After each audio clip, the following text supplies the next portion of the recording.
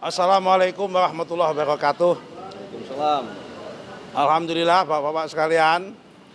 Jadi tadi dari jam 4 sampai buka puasa, Bapak Presiden didampingi oleh Pak Mensesnek, sama Pak Menko Pangan, sama Pak Ketua MPR melakukan diskusi intensif dengan 3 tokoh ulama dan tokoh Islam di Indonesia, yaitu dengan Pak Kiai Haji Miftahul Akhyar selaku Rais Am PBNU, kemudian dengan Profesor Dr.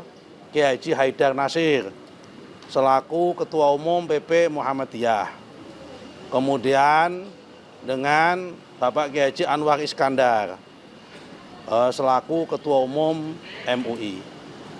Kemudian dilanjutkan dengan sesi kedua dengan 158 pimpinan ormas Islam. Se-Indonesia ada 86 pimpinan ormas, kemudian ditambah dengan tokoh-tokoh Islam sama tokoh-tokoh pimpinan pondok pesantren, termasuk yang hadir tadi pimpinan pondok pesantren Gontor, Bapak Kiai Haji Hasan Abdullah Sahal. Kemudian pimpinan pondok pesantren Peloso, Bapak Kiai Haji Nurul Huda Jazuli, Bapak pimpinan pondok pesantren Tebu Ireng, Bapak Kiai Haji Abdul Hakim Mahfud, pimpinan pondok pesantren Lirboyo, pimpinan pondok pesantren Darun Najah, pimpinan pondok pesantren Al-Bahjah, dan hampir semua pondok pesantren yang besar di Indonesia. Termasuk kita undang sebetulnya Habib Rizik Syihab, tapi beliau tidak hadir, mewakilkan kepada 2 menantunya, yaitu Habib Hanif Al-Atas sama Habib Muhammad, menantunya beliau. Dari diskusi tadi, intinya Bapak Presiden menjelaskan 2 hal. Pertama, masalah geopolitik dan geoekonomi secara global, terutama yang menyangkut tentang krisis di Timur Tengah, baik di Gaza maupun Palestina, maupun kondisi kekinian yang ada menyangkut bagaimana pasca serangan daripada Israel dan Amerika terhadap Iran, dan kemungkinan dampak-dampaknya terhadap Indonesia. Kemudian yang kedua, menjelaskan kondisi kekinian tentang ekonomi dan sosial keadaan yang ada di Indonesia. Dari pertemuan tadi, para ulama, para pimpinan ormas Islam bersepakat untuk menjalin komunikasi yang intensif serta memahami sikap-sikap yang diambil oleh pemerintah Indonesia, oleh Bapak Presiden, dan kemudian mengambil satu kesimpulan, berharap kepada pimpinan ormas, tokoh-tokoh Islam ini bersama dengan Bapak Presiden dalam satu barisan untuk bersama-sama memperjuangkan perdamaian di Timur Tengah, terutama juga meredakan ketegangan. Jangan sampai perang terjadi antara Iran dengan Amerika, serta akan berdampak terhadap gejolak di Timur Tengah. Saya kira itu. Selebihnya Bapak Sesnek. Cukup? Cukup lengkap. Ada pertanyaan? Terima kasih ya.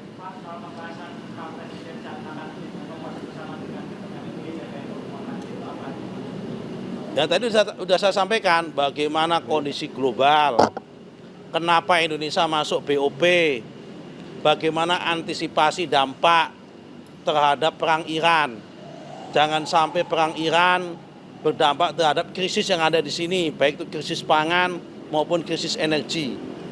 Kemudian menjelaskan kenapa Indonesia tanda tangan terhadap ART, ya kan, Agreement Reciprocal Trade dengan Amerika, dalam rangka untuk membalancing perdagangan dan sebagainya. Yang di luar sana dianggap Indonesia tidak berdaulat, terlalu menguntungkan kepada Amerika dan sebagainya. Semua sudah dijelaskan sama Pak Presiden, yang intinya kebijakan itu ada win-win solution. Karena Indonesia dianggap surplus 24 miliar US dollar terhadap perdagangan dengan Amerika, daripada kita kena tarif tinggi, Kalau kita kena tarif tinggi 32%, berarti produk-produk Indonesia di Amerika lebih mahal 32%. Karena itu supaya produk-produk Indonesia kompetitif di Amerika, itulah menjadi latar belakang kenapa Indonesia menerima Reciprocal Trade tersebut, Agreement, ART. Yang itu adalah impornya bukan impor barang baru. Sebetulnya selama ini sudah impor BBM, sudah impor kedelai, hanya selama ini impor BBM-nya ngambil dari negara Gabon, Nigeria, dan Timur Tengah, dipindahkan ngambil dari Amerika. Kemudian kedelai, selama ini ngambil kedelai dari Brazil sama dari Argentina, dipindahkan ngambil kedelai dari Amerika untuk dalam rangka mengurangi tarif dari Amerika ke Indonesia. Cukup? Terima kasih. Oke, terima kasih. Terima kasih.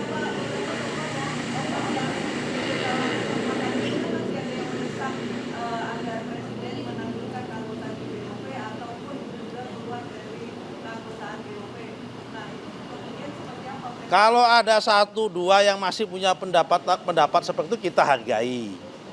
Tapi kita kewajiban sebagai kepala negara, Bapak Presiden berkewajiban untuk menjelaskan seutuhnya. Tapi kalau memang yang bersangkutan menyarankan, ya sudah. Ya namanya kita hargai sarannya. Tetapi posisi di Indonesia, posisi Pak Presiden, bangsa Indonesia sudah menerima BOP ini sebagai sarana, sebagai ikhtiar menuju perdamaian. Setidaknya ikhtiar ini dicoba dulu. Jangan sampai ikhtiar dan usahanya belum dilakukan, sudah diminta untuk keluar terlebih dahulu. Tapi kalau ada yang menyarankan seperti itu, pemerintah tidak anti kritik, kita mendengarkan sambil mencermati keadaan, tetapi kita akan membuktikan di lapangan bahwa diplomasi ini jalan terbaik untuk menciptakan perdamaian, bukan dengan jalan peperangan. Kemudian Pak Presiden juga mempertanyakan, terus kalau seandainya ada yang menawarkan kita mendesak keluar dari BOP, terus tawarannya kita meja berunding dalam rangka menciptakan perdamaian itu di medan apa? Di forum apa? Karena forum untuk melakukan perundingan perdamaian di Palestina dan Gaza, itu satu-satunya hari ini adalah di BOP. Karena itu Indonesia dengan 8 negara bersepakat dalam rangka untuk itu. Clear? Terima kasih.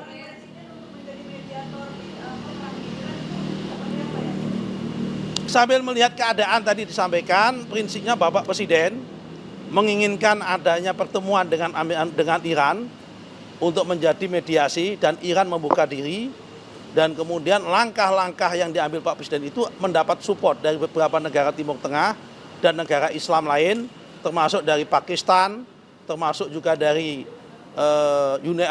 UAE, tetapi tentunya ini menjadi wilayahnya Bapak Menteri Luar Negeri yang berhak untuk menjelaskan. Tetapi tadi dijelaskan upaya Bapak Presiden mendapatkan support dari negara-negara, pemimpin-pemimpin negara di Timur Tengah lainnya.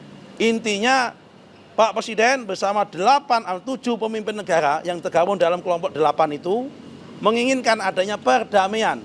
Jangan sampai perang berlarut-larut terutama di Iran maupun di kawasan Teluk dan sebagainya. Terima kasih.